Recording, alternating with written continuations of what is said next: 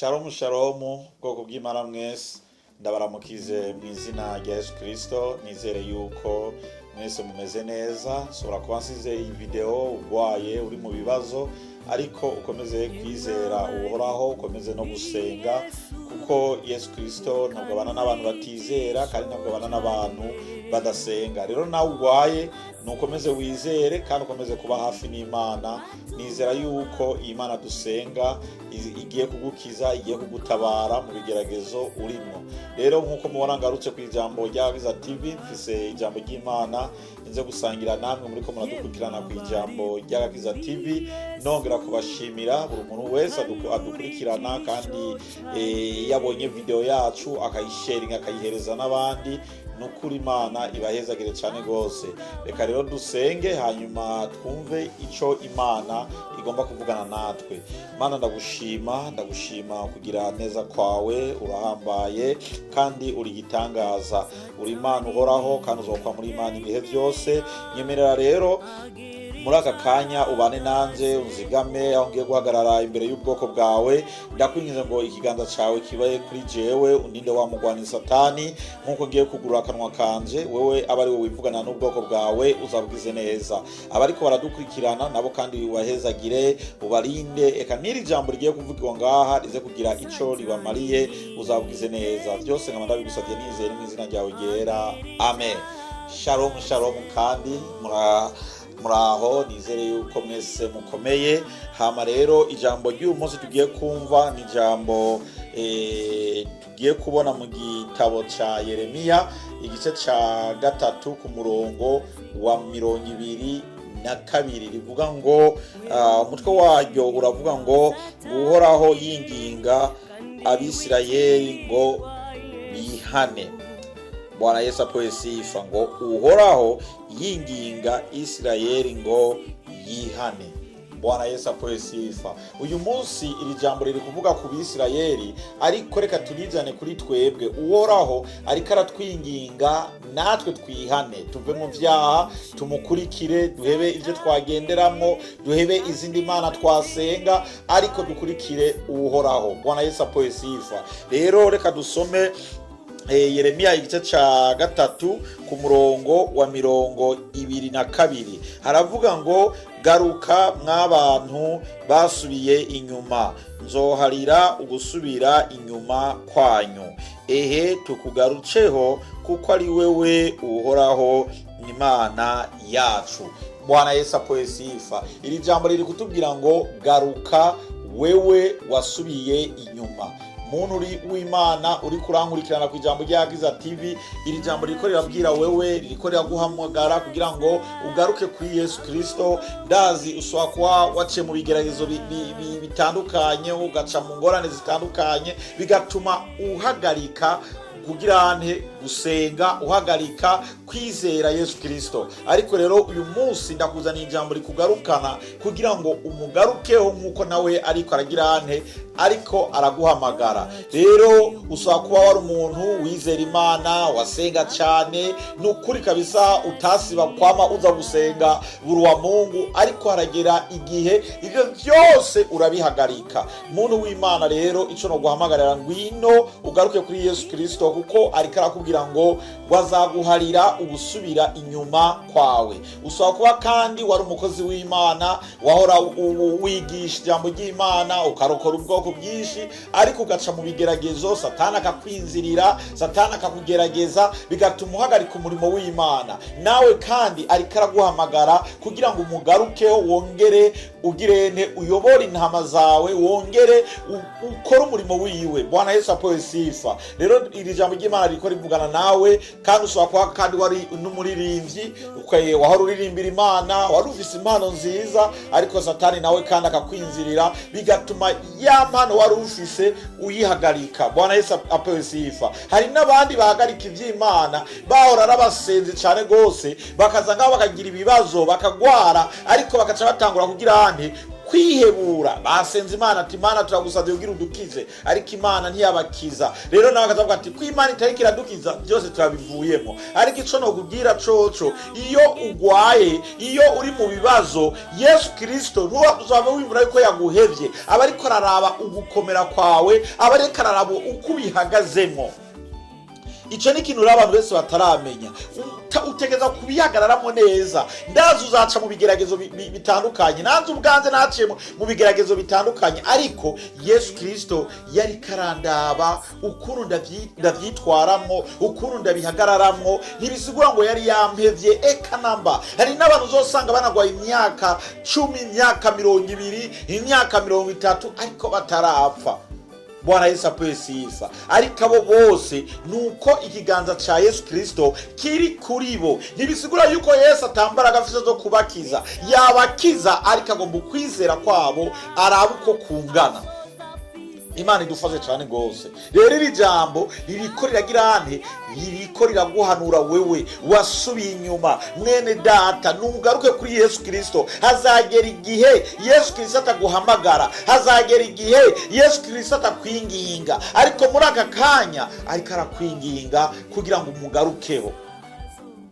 Bwana Yesu apewe sifa. Nitwagera kuri ca gihe azaza gutora biwe, ico gihe nta muntu numwe azokwinga ngo nugaruke, ico gihe nta muntu numwe azokwinga ngo niwihane ivyaha, ariko ico azokora azaraba abagororotsi abaribo. Imana idufashe cyane gose. Ndakunda ijambo ryiza muri Bible rivuga ngo Yesu ngo ntabwo yajanwe n'abagororotsi gusa, ngo ariko yajanwe n'abaki ngo n'abanyavyaha. Niyo mpamvu ijambo rero ririko riraraba wewe wasubiye inyuma kugira ngo ugaruke kuri we, agutabare, agukure muri ivyo bigeragezo urimo, agukiza ubugwayi urimo. Nta kindi Yesu ariko araguhamagarira. Uyu mwaka nifuza ko wakubera umwaka mwiza, wakubera umwaka wo kwegera Imana.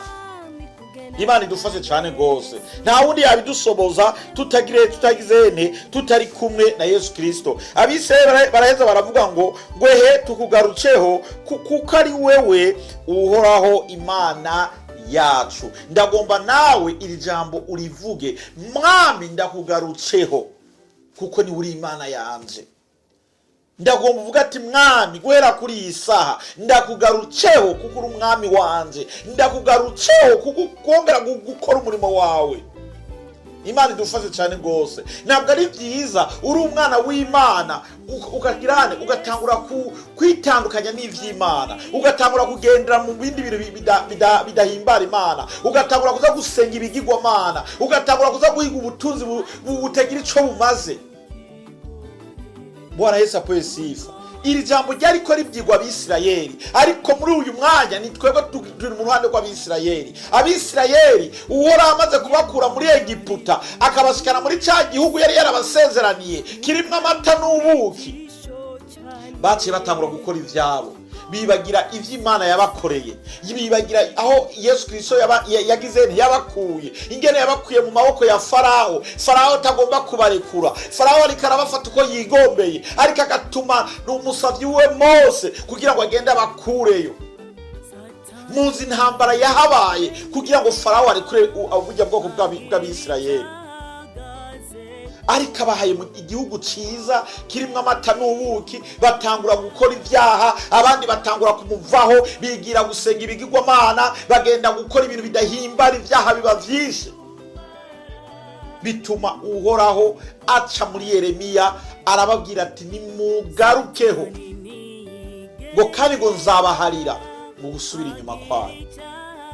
Nawe Imana yakuvanya ahantu habi igushikana ahantu heza, kandi wari ufise isezerano ryo kuvuga ati ngo Mana ngo ninagera aha hantu ngo nzagukorera. Ariko kwera umaze kubona yuko uyironkeye buri kintu cyose, ryasezerano wasezerana n'Imana urarihagaritse. Imana idufashe cyane gose. Hari abavuye muri Afrika bashika ngaha mu gihugu ca Marekani, ariko bamaze gushika ngaha batangura kubona ubuzi, batangura kubona amafaranga, baca bibagira Imana yuko ariyo yabakuye muri kiya gihugu cyo muri Afrika ibashikana muri iki gihugu ca Marekani. Mwene data, ibi bintu tuzabibazwa. dukwiriye kugaruka kuhoraho kugira ngo nawe aduharire. Aracafise umwanya wo kuduharira, ariko nitumenye igihe n'isaha igihe azagarukira aza gutora ubwoko bwiwe. Imana idufashe cyane gose. Rero ndiko ndaguhamagara kugira ngo nawe ugaruke kuri Yesu Kristo, kandi nizera yuko agiye kugutabara, kandi nizera yuko agiye kuguharira, kandi nizera yuko agiye kugukoresha kugira ngo ukore umurimo wiwe, ube igikoresho ciwe, utangura gutangaza ubutumwa hirya no hino mu mahanga yose. Mwene data, iri jambo riraba wewe uri kurankurikirana, riraba wewe nshuti yanze, nta wundi riraba, ni wewe uri kurandaba. Imana idufashe cyane gose. Umurongo wa 23 ariwo tuca tunarangirizaho ngo nukuri ngo kwishimira ugutabagwa kuva ku misozi nukubusa, bo n'abakuru bo ku misozi miremire nukuri uhoraho Imana yacu, muri we niho hari agakiza k'Abisirayeli. Imana idufashe cyane gose bene ndahata, nta handi hari agakiza.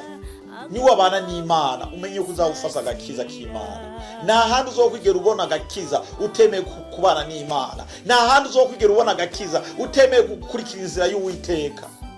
Nta handi uzokwigera ubona ko gakiza. Ukwiye rero kugaragaramwa agakiza k'Imana. Umwana w'Imana agaragaramwa agakiza.